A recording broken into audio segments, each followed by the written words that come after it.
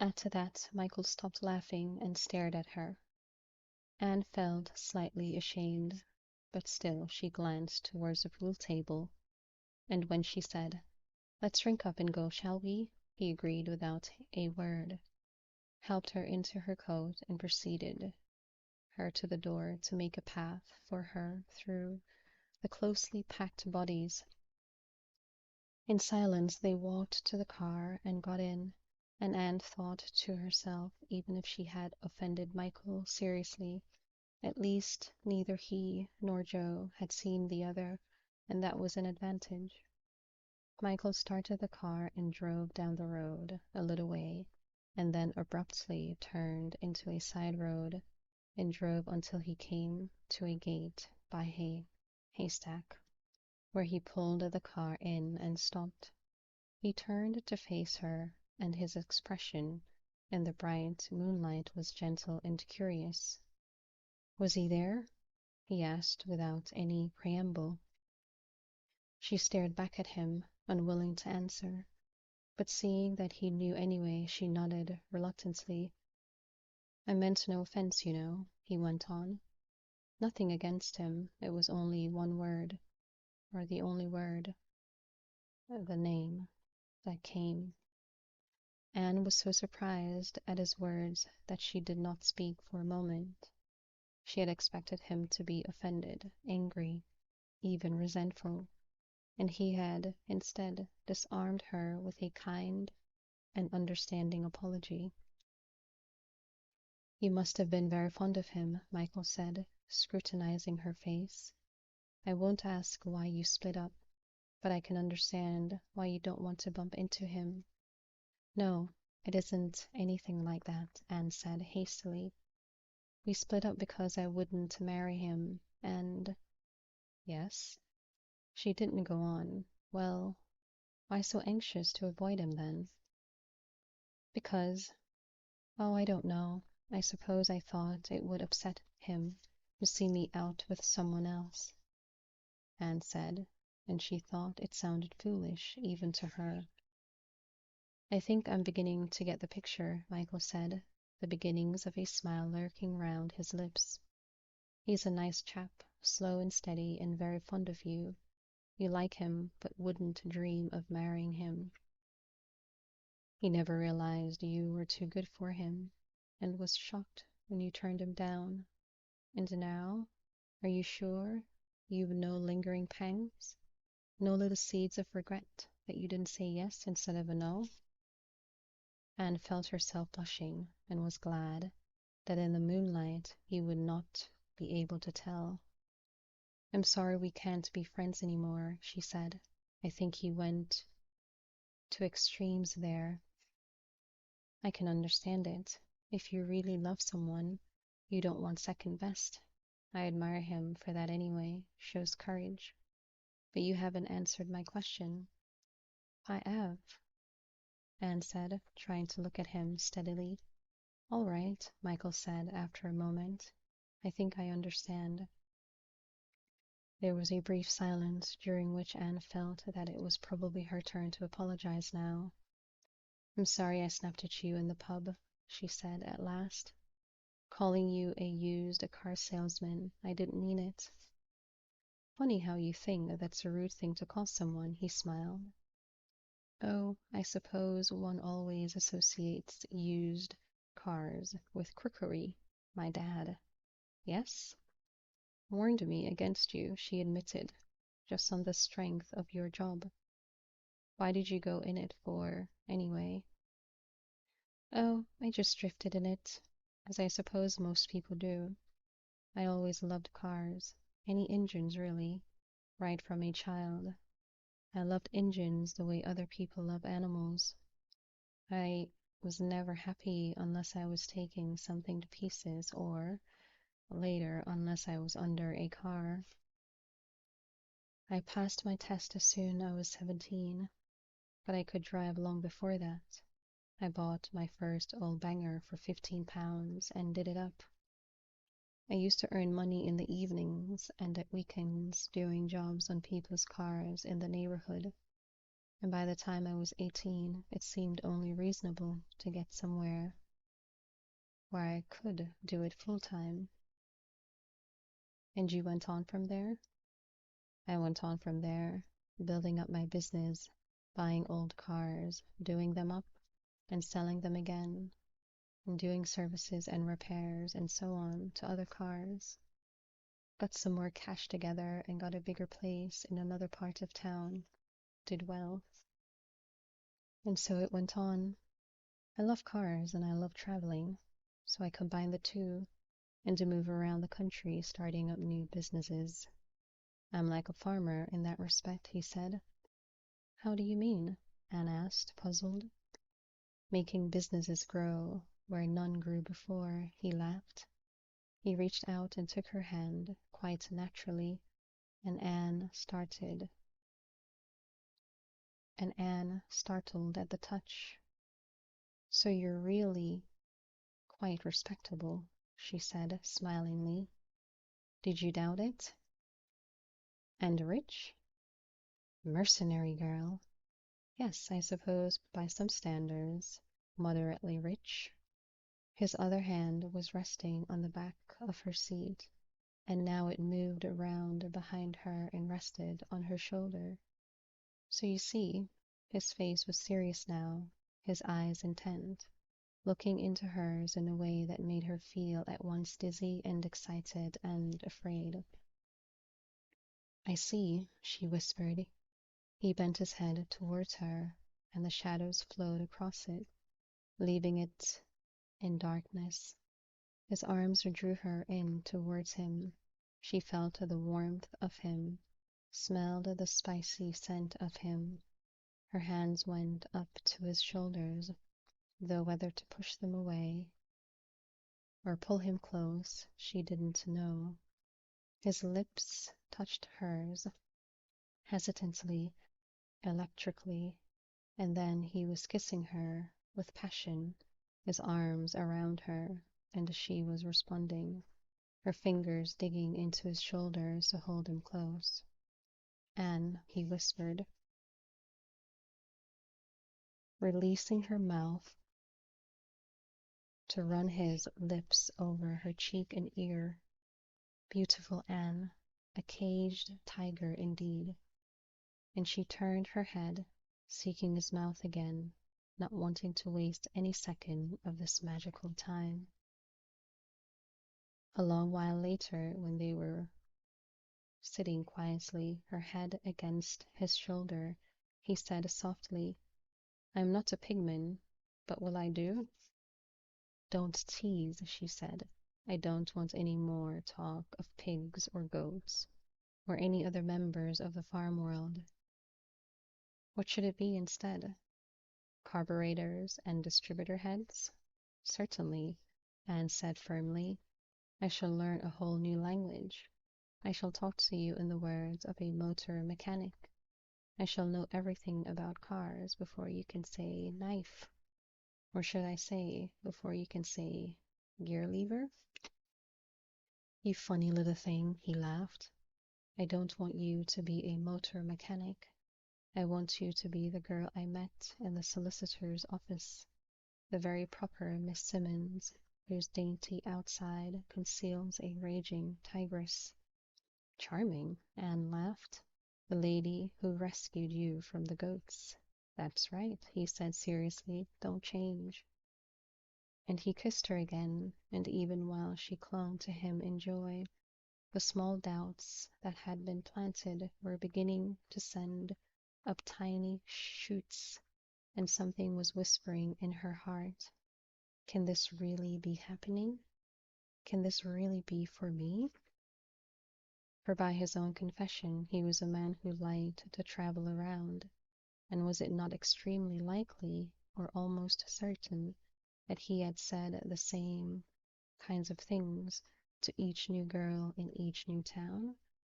But it was still only a whisper, and the newly delightful sensation of being kissed by him outweighed it.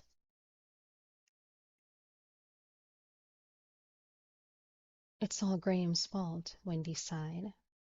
If it hadn't been for him, I might have been going out with Michael Conrad myself. I don't see why it's his fault, Anne said. Because I was going out with him at the time, Wendy explained. I shall just have to comfort myself with the under-manager of Woolworths, and even he seems to have changed his dinner hour.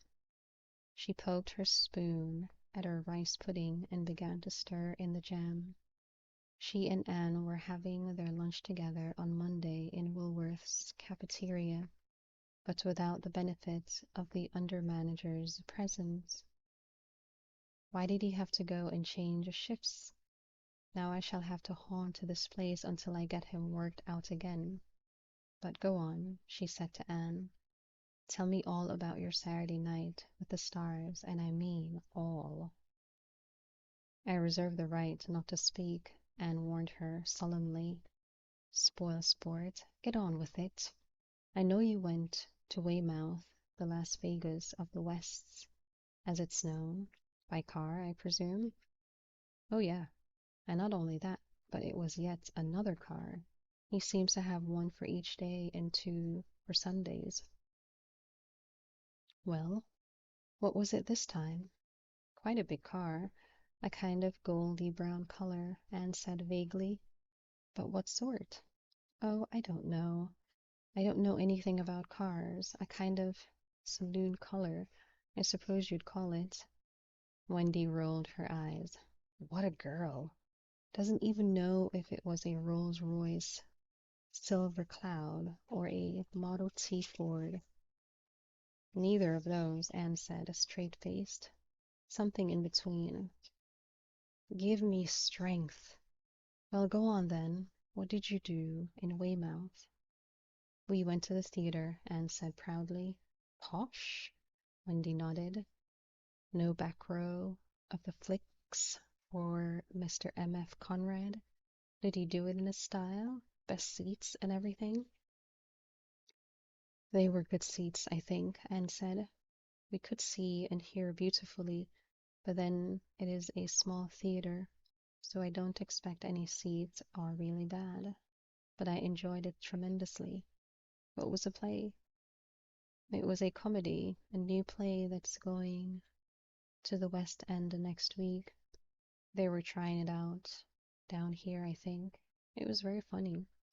We both ached with laughing. It was about...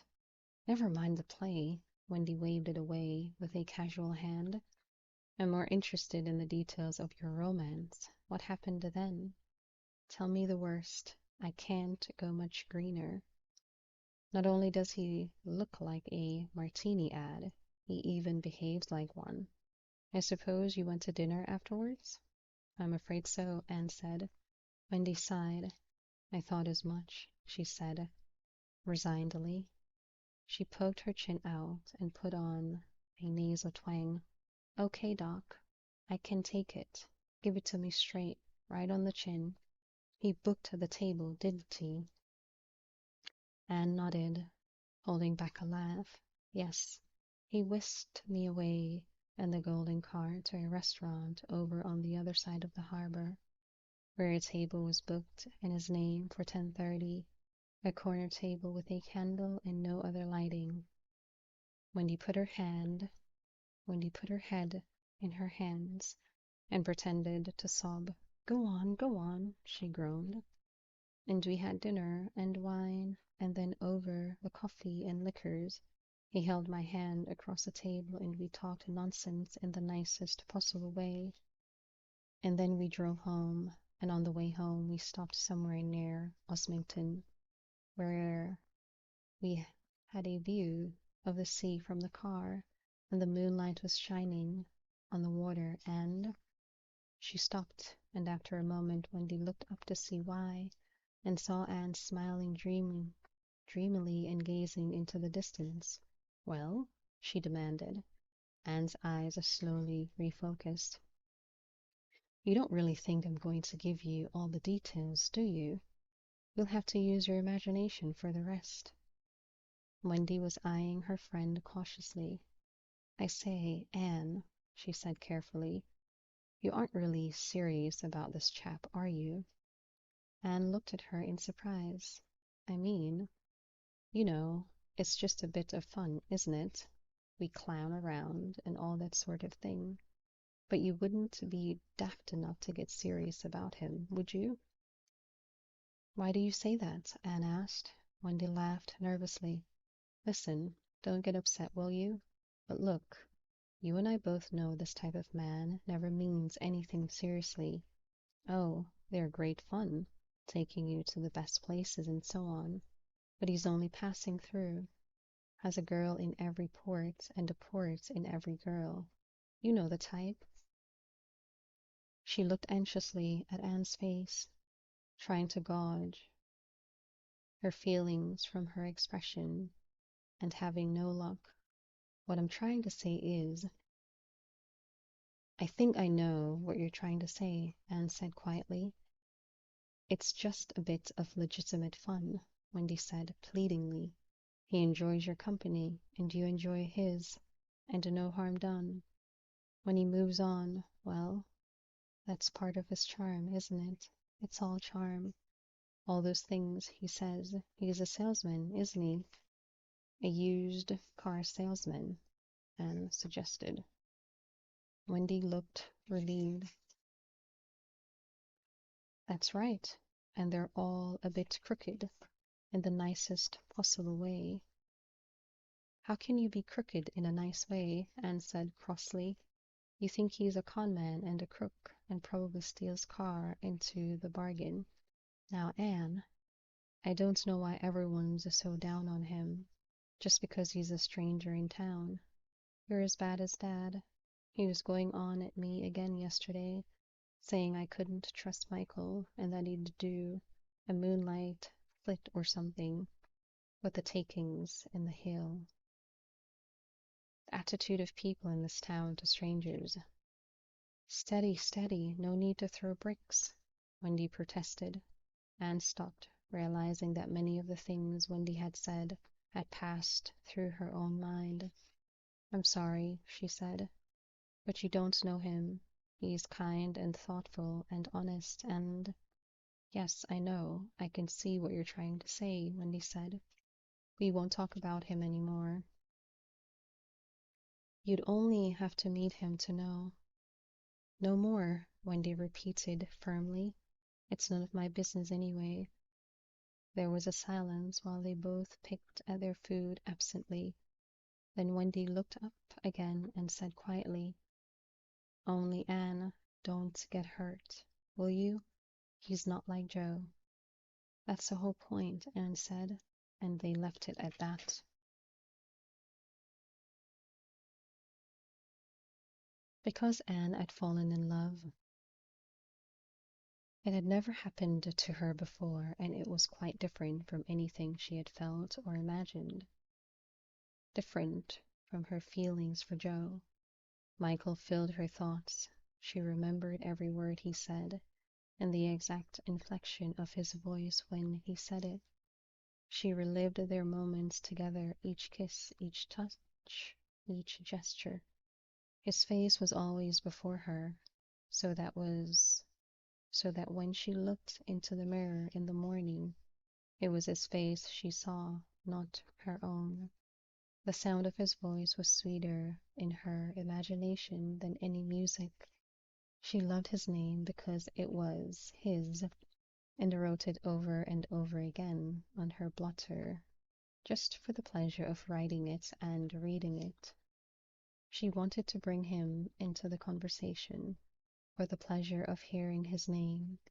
She lived for the moment when she would see him again, and her life, when he was not there, seemed empty and flat, a mere marking time until they were together again.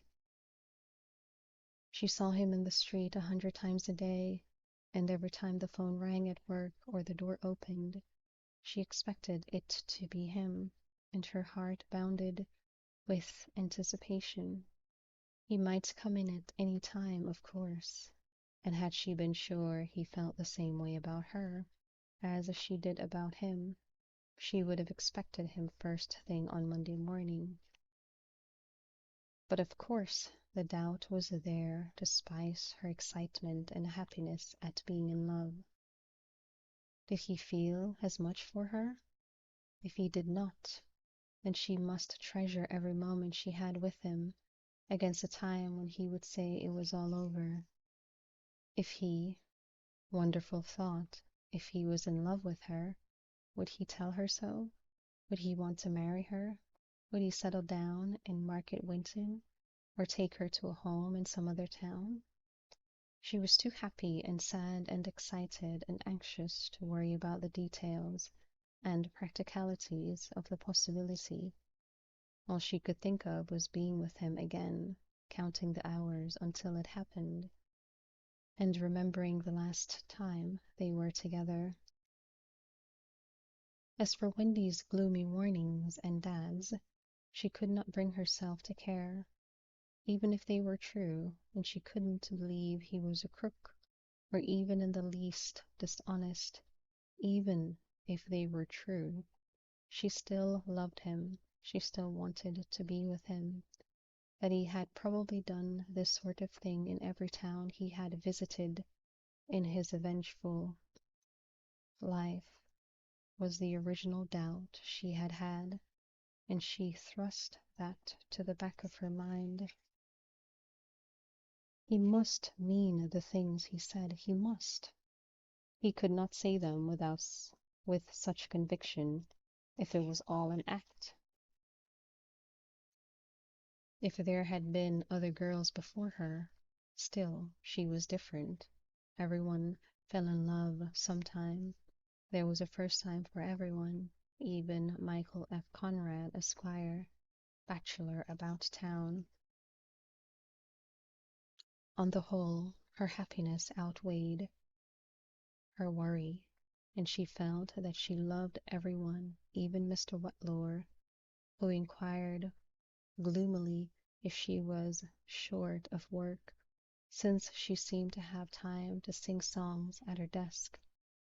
She smiled at everyone as she cycled past them in the morning, even said good morning to dogs and sparrows, while the postman received a rapturous greeting that made him blink and took the ache out of his falling arches for at least 5 minutes afterwards.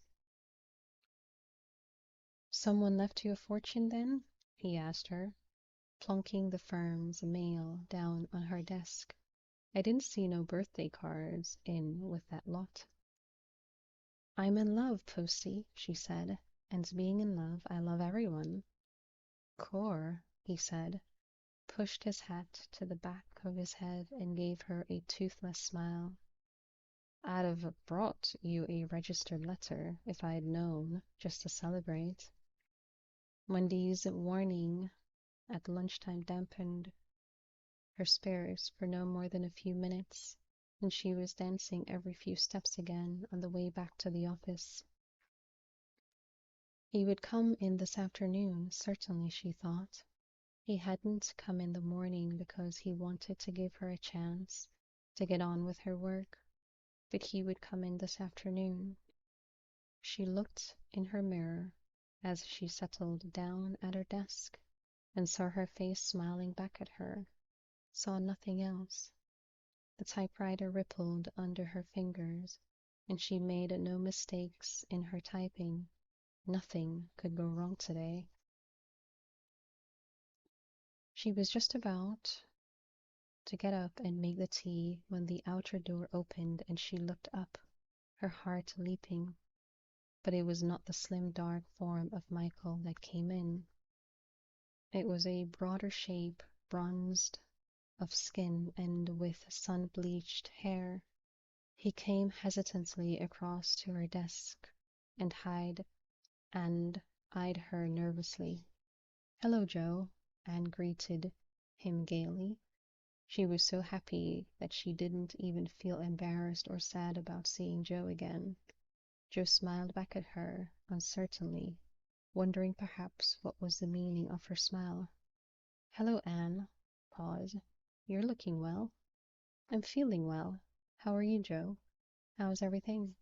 "Oh, the same as usual, I suppose." How are the pigs? She asked. Joe looked hurt and didn't answer, thinking she was making fun of him, and she elaborated the point to show him she meant it. Is everything all right with your job? No trouble at the farm? Well, he said slowly, still cautious, it's funny you should ask that, because we've had one or two of the young gilts down sick. We don't know what it is yet. Had the vet in? Yes, he said, and unaccountably began to blush. Anne didn't know what to make of that, and went on, conversationally. And what did he say? Did you have Mr. Parker from over Magna? I hear he's very good with pigs. Well, no, it weren't him, Joe said slowly. He was on his holidays. Who did you have then? Anne asked impatiently. It was the new vet from Upwood, and regarded him steadily, hoping to elicit more conversation. Joe moved his eyes away from hers and continued. She's very young and only just started in practice. The boss said he didn't trust a young girl like that, but she seemed to know what to do all right. The Gilts didn't mind her, and they're great ones for knowing people, Anne said, finishing one of his favorite sayings. They are, he affirmed. Anne wondered at him. Was his reluctance to speak and his blush anything to do with the new vet being a young woman? Did you have much of a chat with her? What's she like? She asked. She seems very nice, Joe said, but he said it in exactly the same way as he said everyone else was nice. What's her name? Miss Brown, he said. His eyes met Anne's and slid away again. I hear you're going out with that new chap now. Well, well, doesn't news travel fast? Who told you that? Oh, he shrugged. It's me that people would tell, you know. Yes, I suppose. Is he? Joe hesitated, and then shook his head. No, I got no right to ask. Is he what? Anne urged, but Joe refused to say. I better go in and see Mr. Whitelaw, I suppose, he said. But the Gilt's sick. I have to get back. Can you see if he'll see me? Of course, Joe, she said, and a moment later ushered him into the presence, as she called Mr. Whitelaw on his much more pompous days. She didn't have much work on hand, and after she had shut the door behind Joe, she sat daydreaming for a while instead of working. Michael was gone from her mind. Instead, she wondered about Joe and this intriguing lady vet.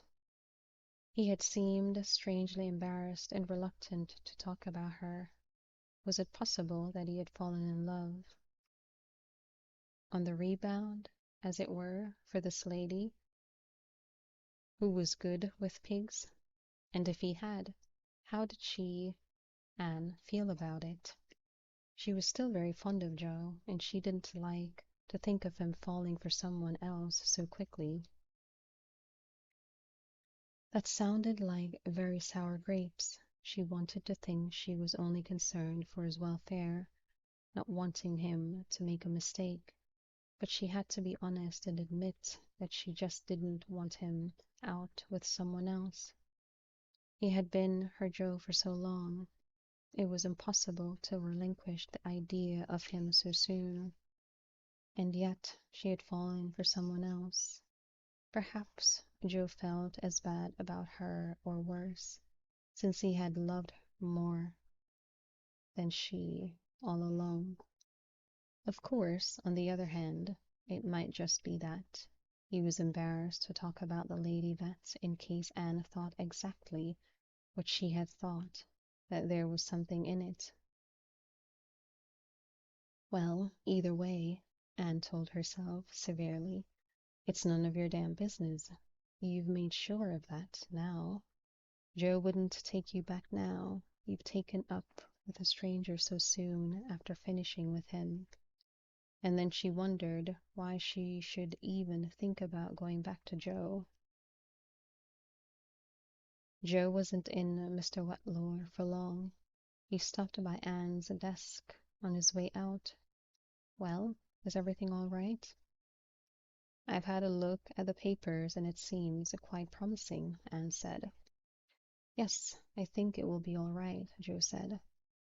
You don't seem very excited. Is something wrong? Oh, no, no. Price too high? Well, it's high, but I'll manage. No, it isn't that. Then what is it? Nothing. There's nothing wrong, Joe said, but he seemed depressed. What? Nothing. He turned to go. Goodbye, Anne. It sounded terribly final. Will you have a cup of tea before you go? Anne asked. She didn't want him to go away so sad. No thanks, I must go. I want to catch the library before it closes. It closes early on a Monday.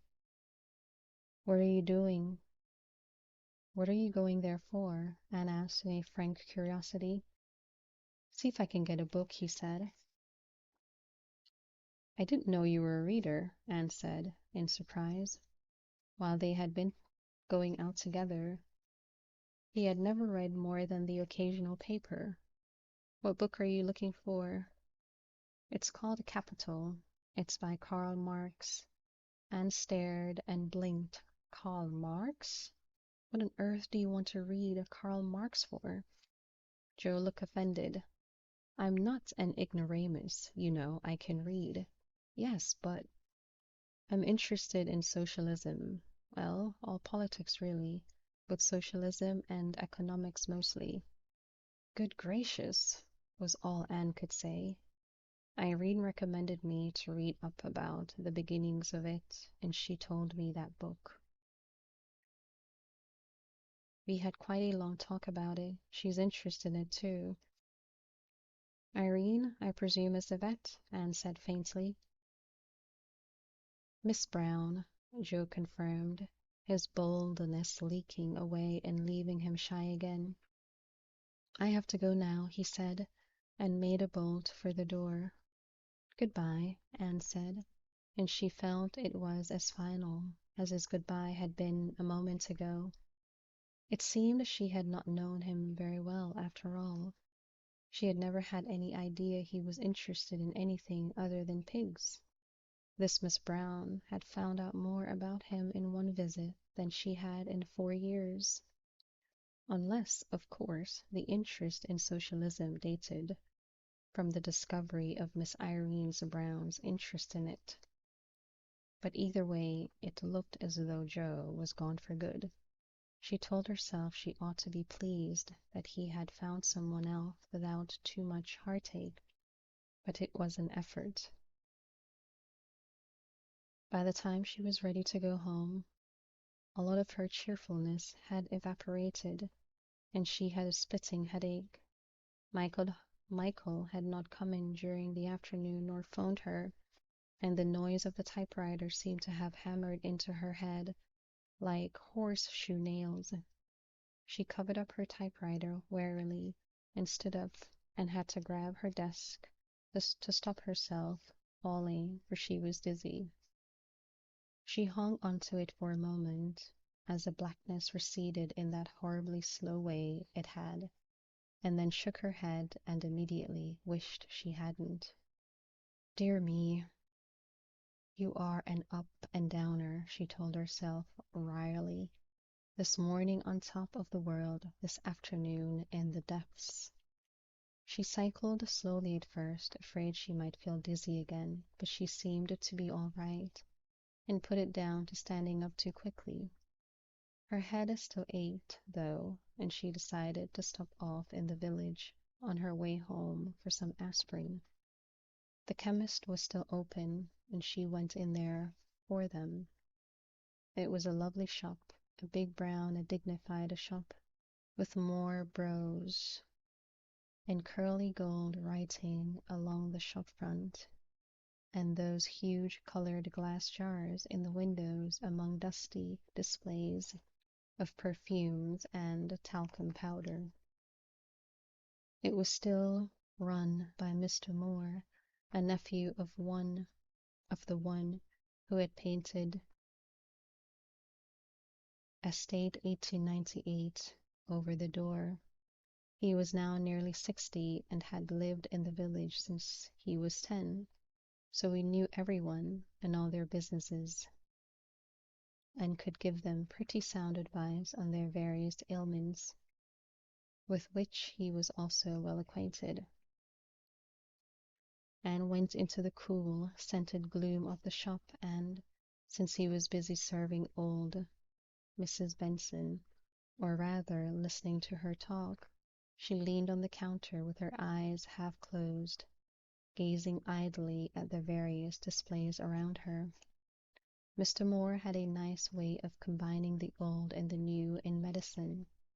The front counter was laid out with all the modern proprietary drugs in their bright, tempting packets, all the well-known names, and the bottles with the white labels marked BP, which used to puzzle her as a child, for she couldn't think what they had to do with scouts.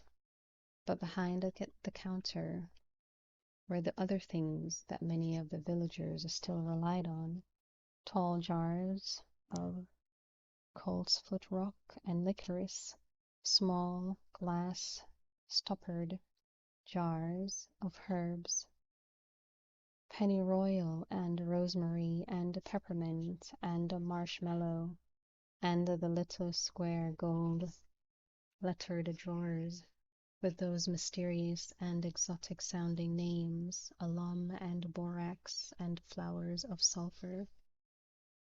Dreaming there in the cool of this shop, Anne could imagine herself coming in dressed in flowers like Ophelia, and buying a pinch of pennyroyal and a shilling's worth of borax in little twists of paper, as she had bought sherbet and hundreds and thousands as a child. "And what can I do for you, Anne?" Mr. Moore's deep voice broke across her dream and startled her back to reality. "Oh, sorry, I was dreaming. I was miles away. Well, about 100 yards away, to be exact, at Mrs. Fantham's sweetie shop when I was a kid." "Ah, yes, dear old Ma Fantham. Passed on 10 years since, but still missed." Mr. Moore acquiesced with the ease of long practice to her random thought. "I only came in for some aspirin. I had a splitting headache, but it's eased just standing here. It's so cool and peaceful. Well, if it's just a headache you've got, have a sniff of this." He reached behind him for a small jar, which he unstoppered and held out to her. "Close your eyes and have a good long smell of this, gently." She held the jar to her nose and breathed in a half-familiar herbal smell. "What is it?" she asked. "Never mind. Have another sniff." She did so. "It's rosemary," he told her. She opened her eyes. "So it is. The best thing for headaches. My Aunt Sybil used to have a great bush of it in her garden, and whenever she got a headache, she'd go out and run her hands over the bush, and then have a good sniff. Cleared it away like 1 o'clock." "Is that the aunt that ran this shop with your uncle?" "That's right. Marvelous woman. Knew everything there is to know about herbs. Pity, really, she didn't write it down, pass it on. Nowadays everyone writes books. It would have sold 1,000,000. Made wine out of anything that came to hand, too. How's the headache?" Anne thought. "It's gone," she marveled. "There you are. I've done myself out of a sale. Never mind, I won't be here much longer." "You aren't thinking of going, are you?" Anne cried, aghast. Winton Parver without a Mr. Moore to cure its ailments? Chemist's shop doesn't pay any more. Ask anyone. Losing money hand over first, I don't mind. I've not got much longer to go, and I've my bit put aside. I shall retire and grow vegetables and go fishing. Love fishing, no time to do it. Chemist has to work all hours when he's needed, but the government don't pay enough. Costs money to fill prescriptions. Only way to keep going is to diversify. Sell all that fancy stuff, like the big chain shops in the towns. I'm too old for that lark. No, I'll just keep going a year longer, then I'll pull out. They can turn this into a supermarket when I'm gone. Oh no, Anne said. It would be a crying shame. Such a lovely shop. I was thinking that as I came in. All the lovely polished wood and the gold lettering. Original, Mr. Moore said proudly, but it doesn't pay. Got to be sharp nowadays to make business pay. Talking of which, what about that Mr. Conrad? What about him? Anne said, astonished.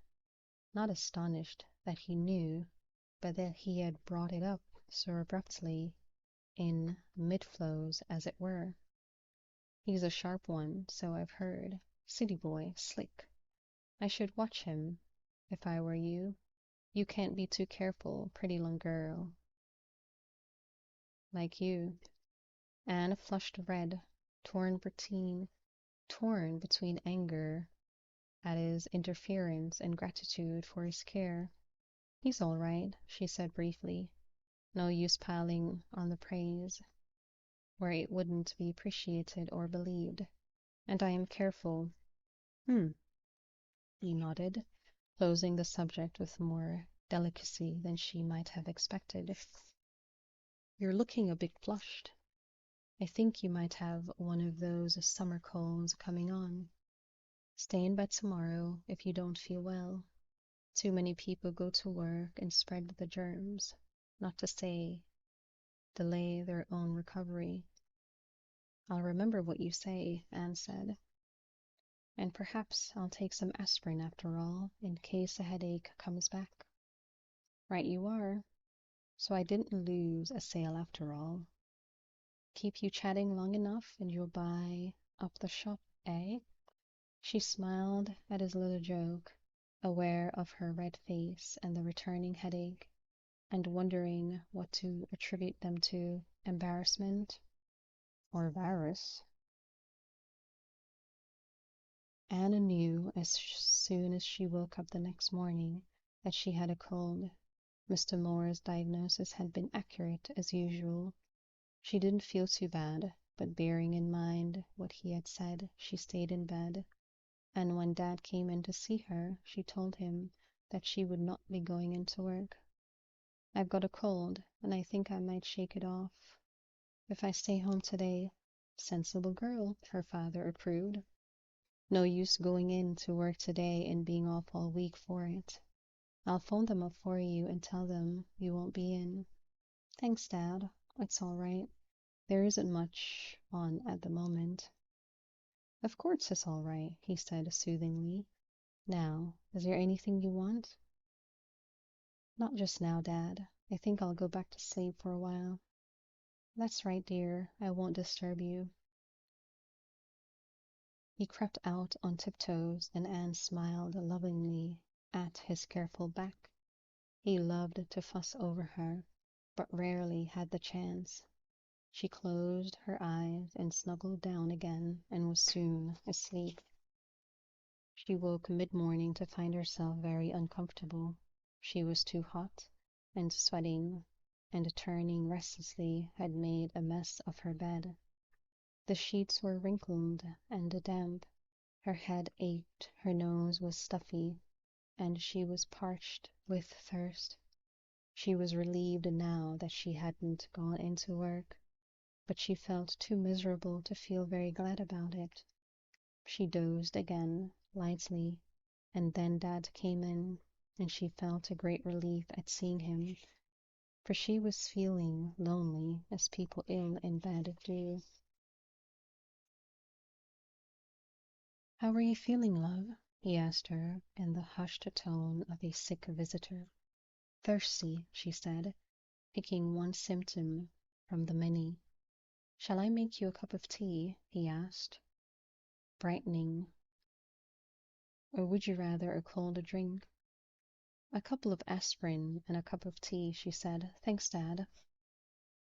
His thoughtfulness made her feel, in her weakened state, cheerful, for when he returned with the tea, he brought it not in the usual shaving mug, but in the pretty white china mug with the pink briar rose hand-painted on it, a present from a school friend some while ago, and having put down the mug on her bedside table, he tugged the wrinkles out of her sheets, straightened the covers, and plumped up her pillows, leaving her at once more comfortable and less fretful.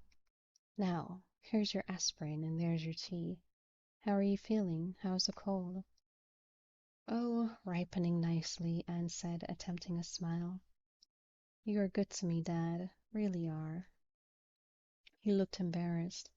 I'm your father. I'm supposed to be good to you, he said. Now, is there anything else you want? I'm just going to pop out on my bike for a while. I'll only be about half an hour, and then I'll make you some lunch. I don't think I feel like eating, she said mildly, though the thought of food was very oft-putting. Well, we'll see, said her father, exactly as he had replied to her more outrageous, childish demands. So there's nothing you want just now? No, I'm fine now, thanks. When he had gone, she lay back and listened to the unusual silence of late morning on a working day. She only ever heard it when she was ill, or occasionally on holiday, for on all other working days she was in the office with the chatter of the typewriter and the shrilling of the phones. A sparrow outside the window chirped like a squeaky wheel, and far away a dog barked with a monotonous, heat-dazed sound. The sunlight fell still and heavy outside her window, showing up the layer of dust on it, and everything else was quiet and empty, as though the world had been deserted for some other place more full of action. Anne felt bored, but was too weighed down with the lassitude of her cold to want to do anything. It was a dreary kind of feeling, and lonely too. She'd felt very sorry for herself, and though she knew this was only a symptom like the others, it still made her eyes fill with tears. But the tears hung there for a moment and then faded away.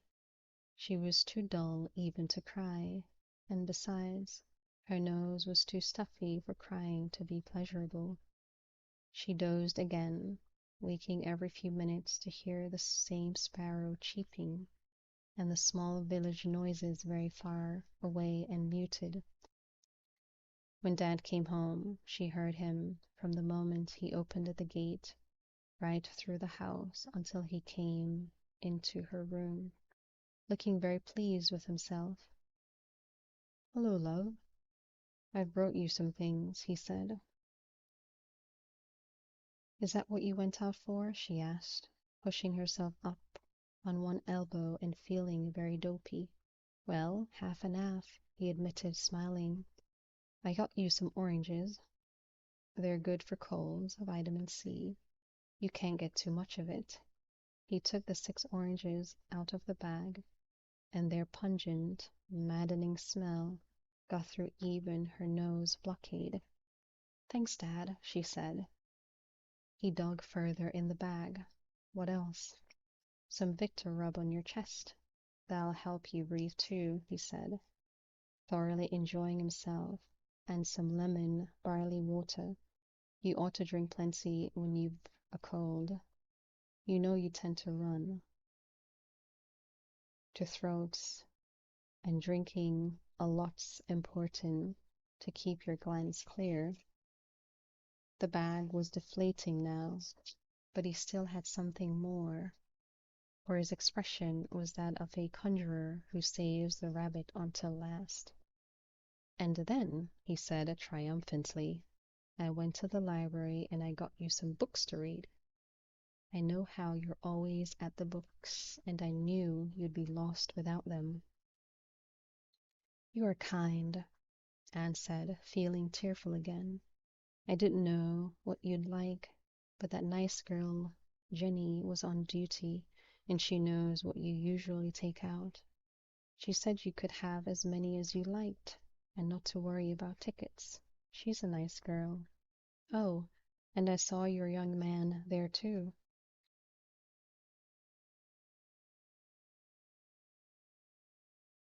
Michael's face came before her eyes like a flash of light as he said that, but before she could speak he went on, "Or perhaps I should say your ex-young man, Joe."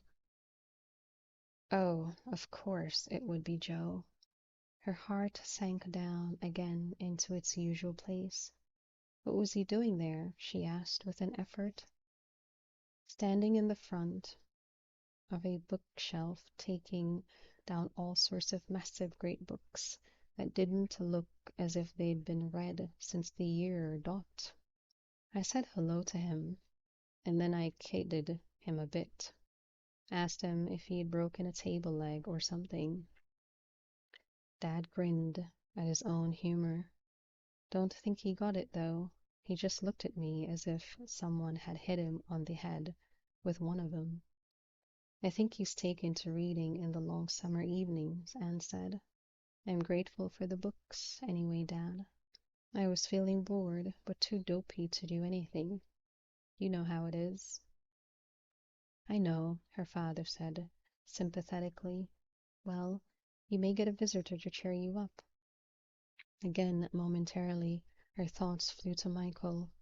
"I told Joe you were poorly, and he said he'd try to pop in and have a chat. Anyways, love, I must go across for the 12:30, or I'll be out of a job." He left her thoughtful as his familiar, unmistakable step and thud receded through the house.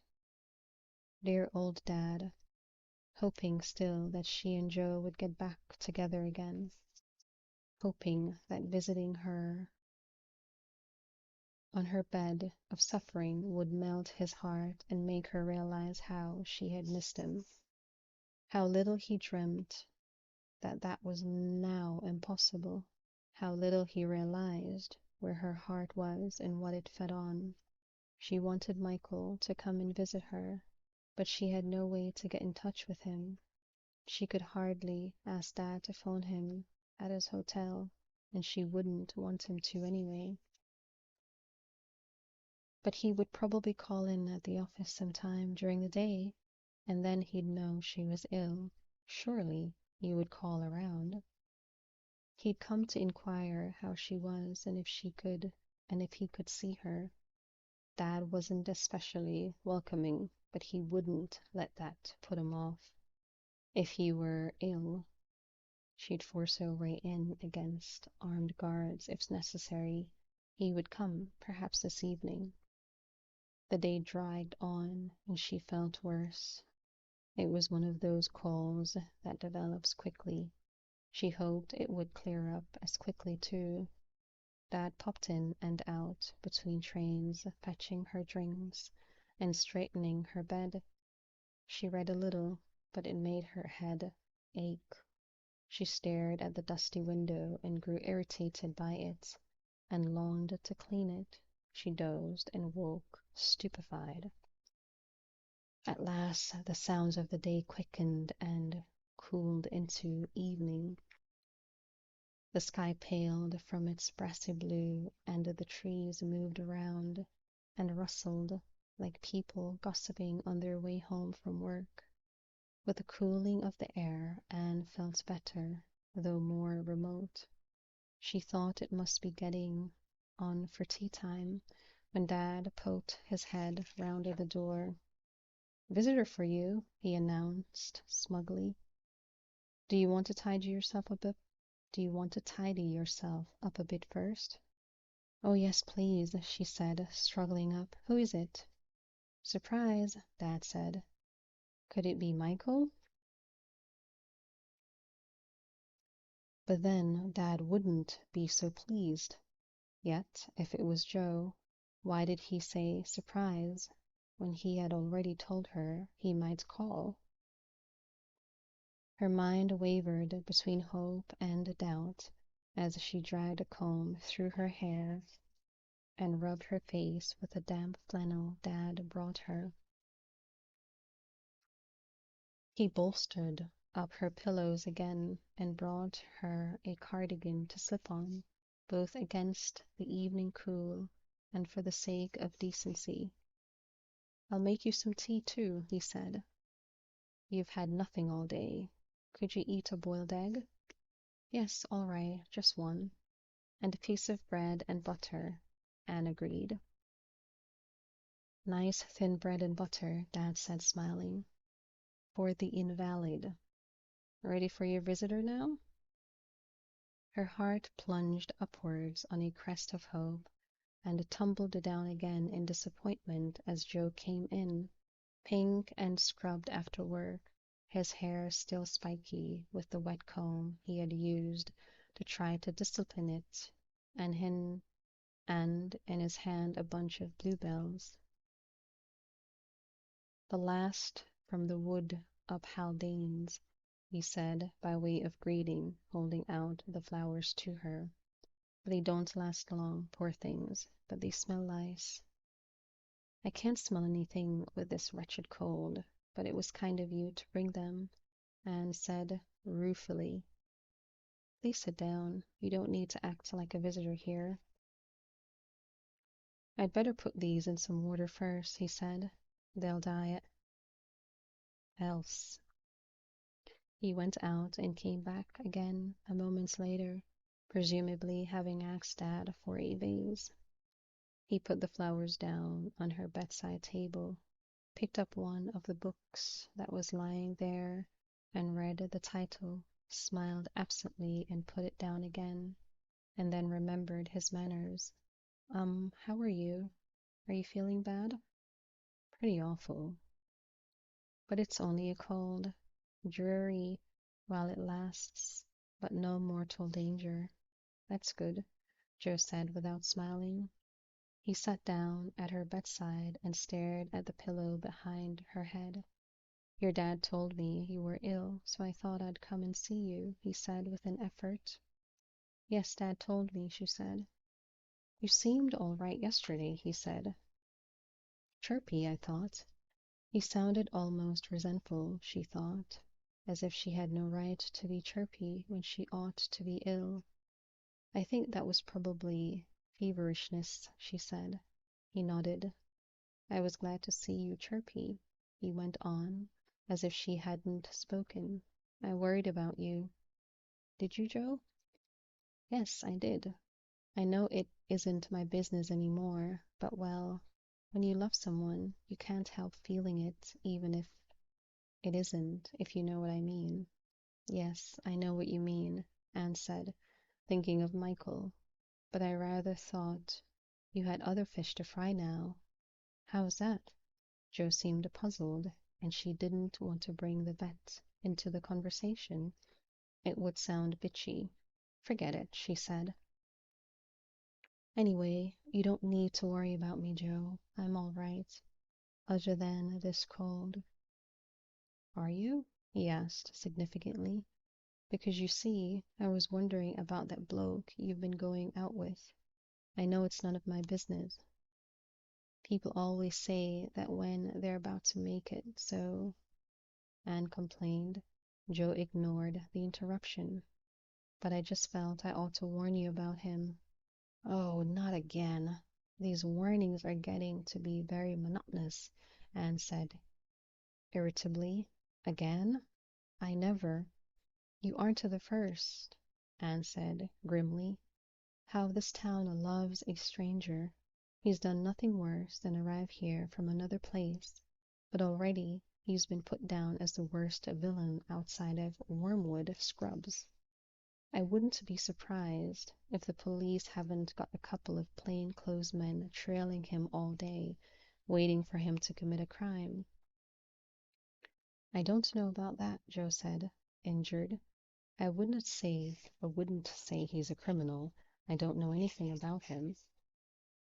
Then why judge him? Anne snapped. You don't think I'd repeat gossip, do you? Joe said, affronted. Anne didn't quite grasp the import of that, but she was too cross to wonder about it.